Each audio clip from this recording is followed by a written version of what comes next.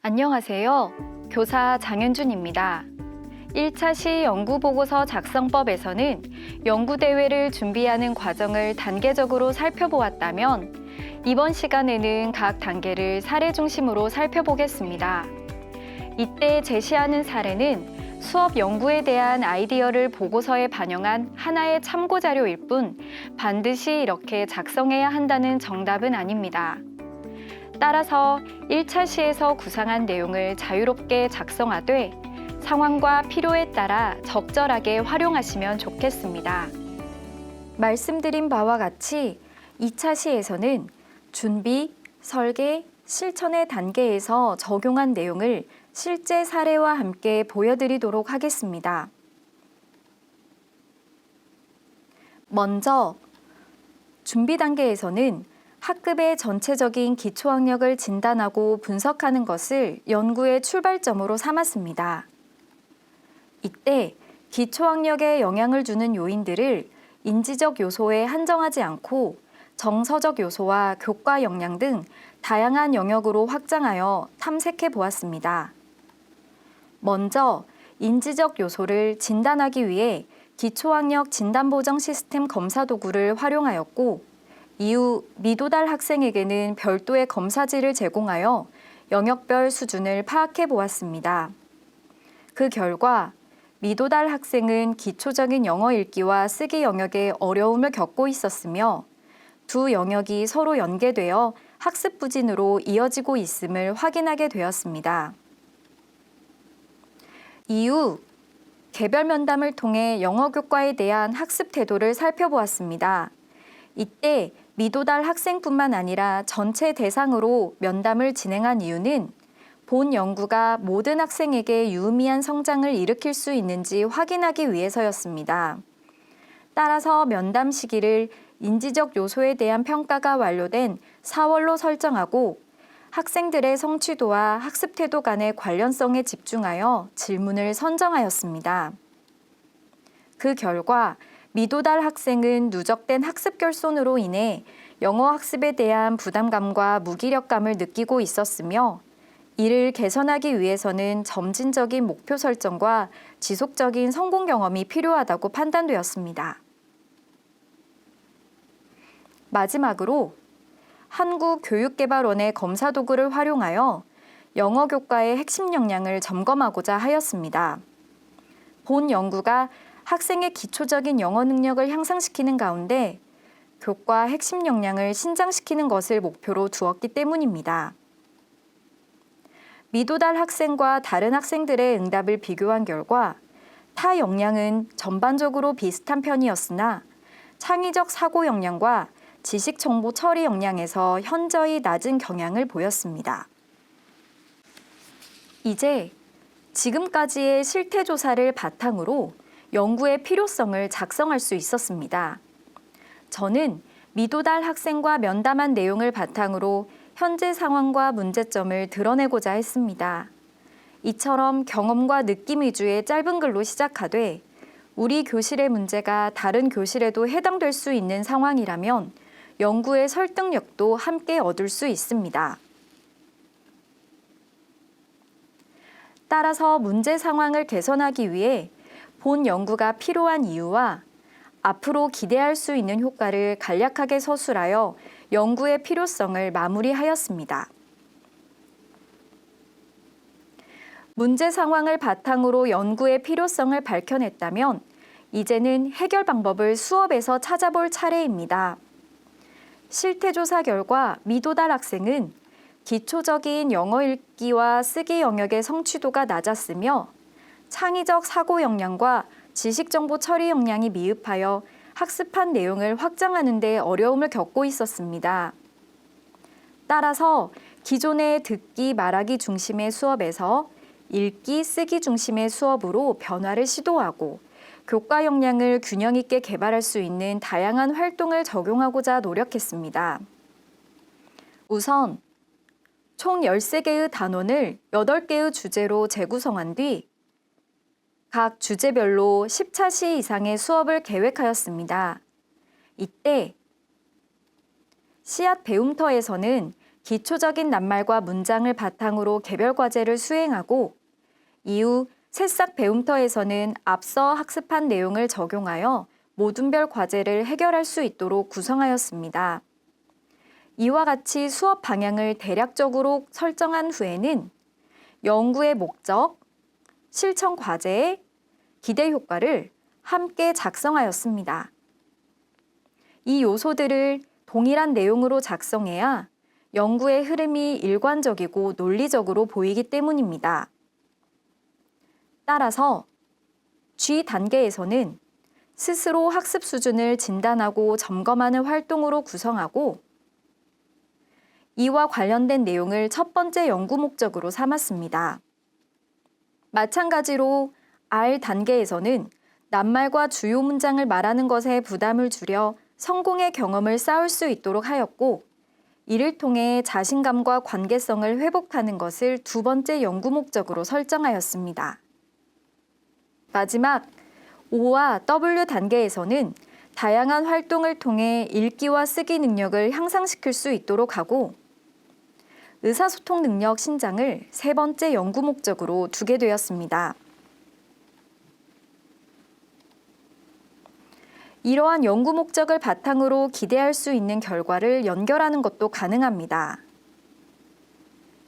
연구의 목적이 왜 이 연구를 하는가에 대한 답이라면 기대 결과는 이 연구를 통해 무엇을 얻을 것인가에 대한 답이기 때문입니다.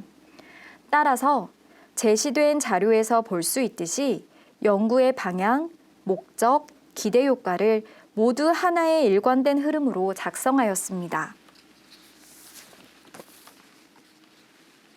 그렇다면 지금까지 구상한 연구를 잘 드러낼 수 있는 나만의 강점은 무엇일지 고민해 보았습니다. 평소 디지털 도구를 경험할 기회가 많았기에 이를 적극적으로 활용하고 교육 자료를 개발한 경험을 살려보고 싶었습니다. 이러한 강점을 연구대회의 목적과 방침에서 발견한 키워드와 연결하여 교육과정과 연계한 학생 맞춤형 수업 자료를 제작하게 되었습니다. 물론 시중에서 판매되는 다양한 콘텐츠와 비교하면 부족한 점이 있었지만 우리 반 학생들의 수준에 가장 적합한 자료를 제작했다는 점에서 자부심을 느낄 수 있었습니다. 지금까지 준비 단계에서 살펴본 내용만으로도 연구의 필요성, 방향, 목적, 기대 효과를 모두 작성하였습니다. 이제부터는 연구의 흐름과 구조를 연결하는 설계 단계로 나아가 보고서의 작성을 탄탄하게 보완해 보겠습니다.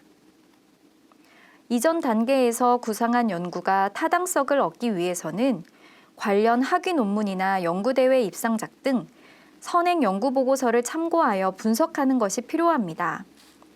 따라서 연구 목적과 관련된 논문들을 간추려 시사점을 도출하고 앞으로 진행할 연구의 근거로 활용하였습니다. 이와 동시에 연구 보고서의 모델링을 위한 입상작 분석도 함께 진행하였습니다. 본 연구대회가 지난해 2회를 맞이한 만큼 참고할 자료가 많지 않은 상황이었습니다. 그래서 교과명을 영어로 또는 대회명을 기초학력으로 검색하여 타 연구대회의 입상작들을 살펴보았고 연구를 진행하는 동안 이 자료들을 참고하여 보완해 나갔습니다. 이렇게 간추려 놓은 입상작들을 살펴보니 두 가지 눈에 띄는 특징이 있었습니다. 첫 번째는 연구의 주제와 실천 과제, 그리고 세부 교육 활동이 명확하게 드러나 있다는 것이었습니다.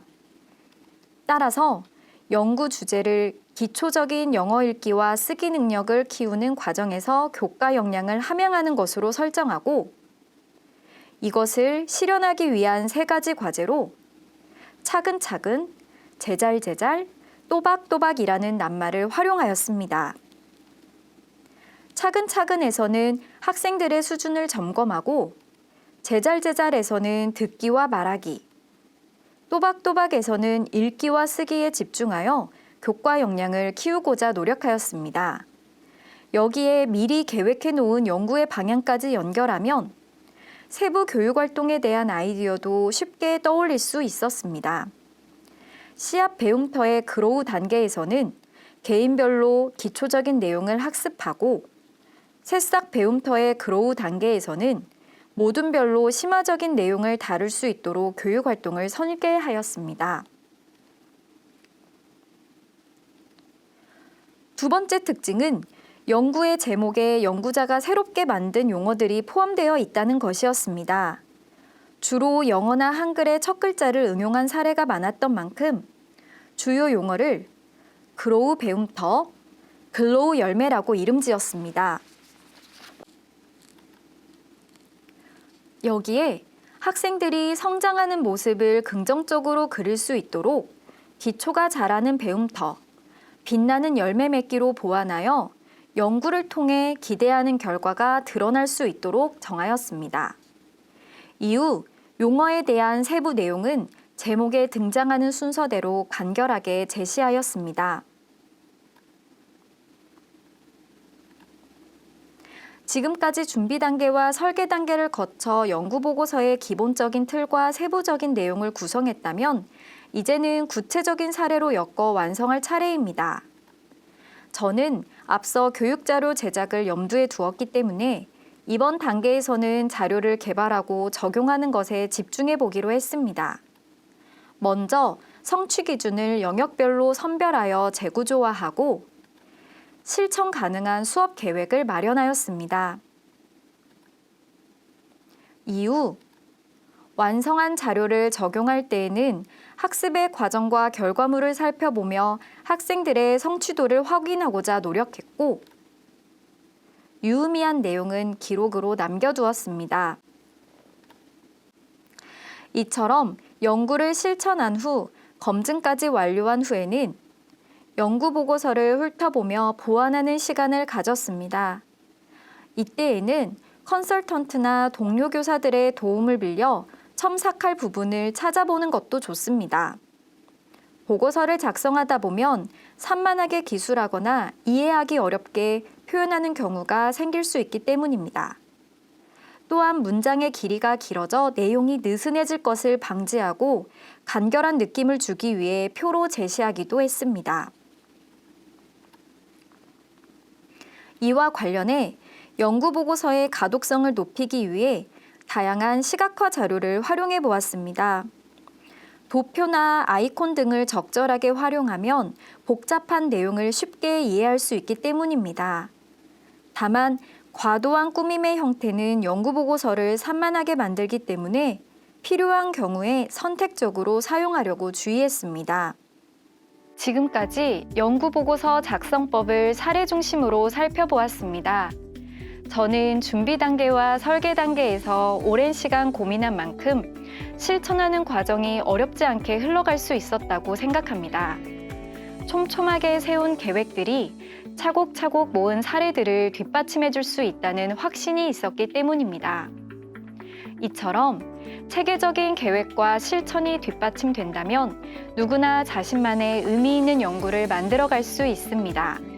선생님들께서도 각자의 교실에서 작은 변화를 시도하며 성장의 발걸음을 내딛길 바랍니다. 선생님의 힘찬 도전을 응원하겠습니다. 감사합니다.